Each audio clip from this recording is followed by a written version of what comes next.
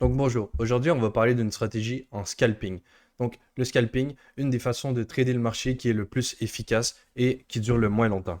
Donc l'idée avec le scalping, c'est d'avoir des positions qui vont durer quelques secondes, voire quelques minutes, pour en tirer le plus de profit possible.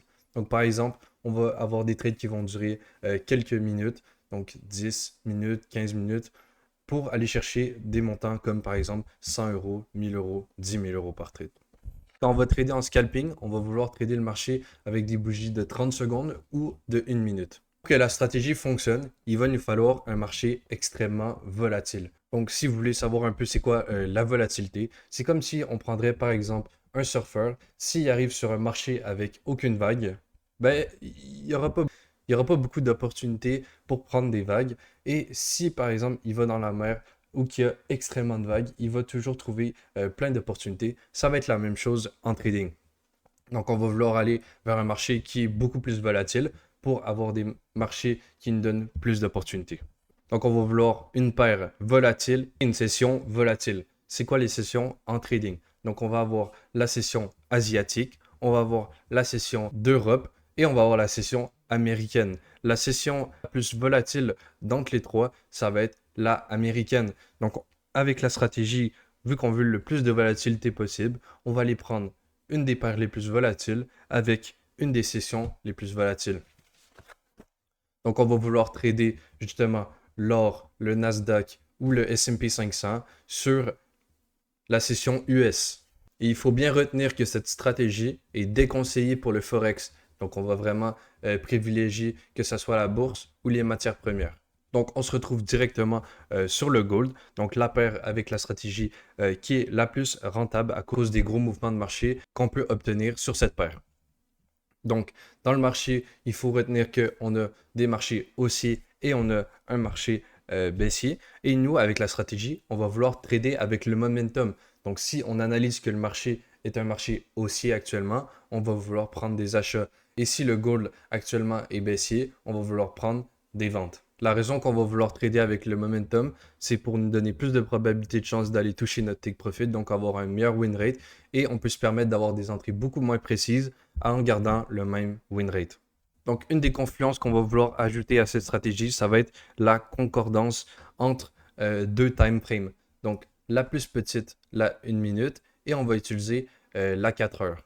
Donc, par exemple, si on est sur le 4 heures et qu'on voit que le marché, donc on est ici, par exemple, on voit que le marché fait des hauts de plus en plus hauts et des bas de plus en plus hauts, on va être dans une tendance haussière. Donc, on va marquer juste ici qu'en 4 heures, on est haussier. OK? Et après ça, qu'est-ce qu'on va vouloir voir? C'est descendre en 1 minute et attendre que le 1 minute soit pareillement haussier, comme par exemple quand on était ici. Donc, on va vouloir que en 1 minute, on crée des hauts de plus en plus hauts et des bas de plus en plus hauts. Donc, si on voit qu'en 4 heures, on est haussier, on va attendre que le 1 minute devienne haussier.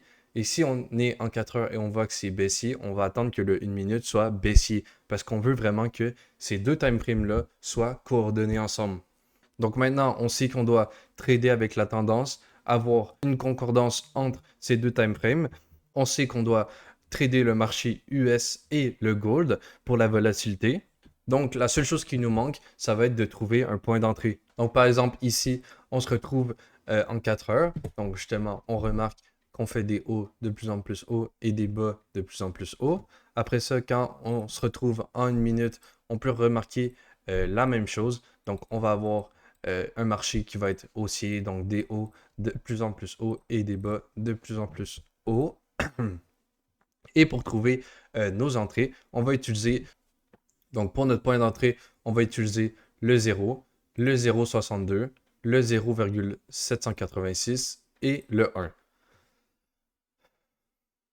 Maintenant que vous avez ça demi sur votre Fibo, vous faites d'accord. Et cette zone-là, donc la zone entre les 0,62 et la zone des 786, ça va être une zone qu'on va appeler OTE. C'est une zone qui va agir comme support. Et on peut même l'appeler la Golden Zone.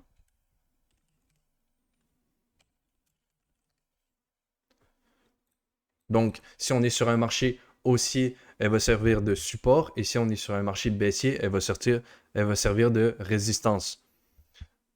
Donc, en haussier, on va vouloir justement prendre nos achats sur cette zone. Et dans un marché baissier, on va vouloir prendre nos ventes sur cette zone. Donc, pour la stratégie, on va toujours attendre justement que le marché revienne dans cette zone pour aller plus haut et prendre une position justement à cette zone. OK?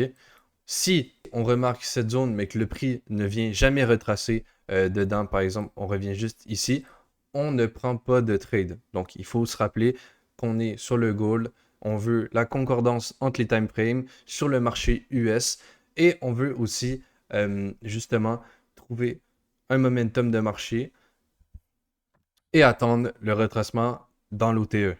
Donc on se retrouve sur le gold. En 4 heures, on est haussier. En 1 minute, on est haussier. On est dans la session US et on est sur le gold. Donc on a la concordance entre les time frames. On a tout ce qu'il nous faut. Maintenant, on a juste à mettre en évidence nos derniers highs, nos derniers lows. Donc on peut prendre par exemple le pinceau. On met un low, un high, un low, un high, un low, un high, puis on attend notre prochain low. Donc, maintenant qu'on a ça, on peut prendre notre Fibonacci, mettre sur le dernier low et étirer jusqu'au dernier haut. Donc, ça va nous donner une zone comme ici.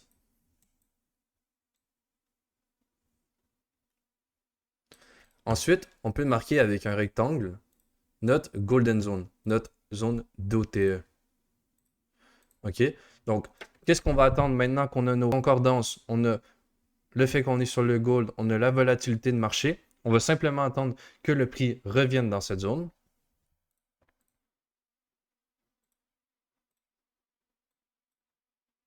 Donc voilà, on est revenu mécher exactement cette zone. Donc dès que ça touche, on prend la position.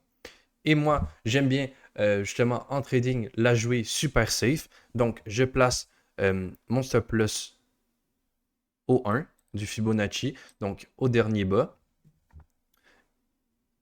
Mais si vous avez une manière de trader qui est un petit peu plus risquée, vous pouvez mettre vos stop loss juste en dessous de la zone d'OTE. Juste personnellement, moi je préfère toujours la jouer plus sécuritaire parce que comme par exemple Warren Buffett a dit, donc la règle numéro 1, c'est de ne pas perdre d'argent et la règle numéro 2, c'est de respecter la règle numéro 1.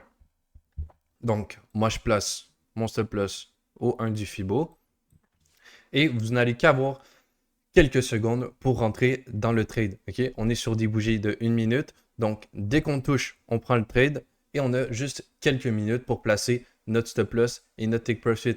Donc, on va toujours placer le stop loss avant le take profit pour éviter de perdre beaucoup plus qu'on a risqué. Donc, on va toujours aussi vouloir mettre notre take profit à erreur de 2, donc risque ratio récompense de 2. Donc, par exemple, je risque 100$ pour gagner 200$. Donc, on peut regarder ce que le trade fait.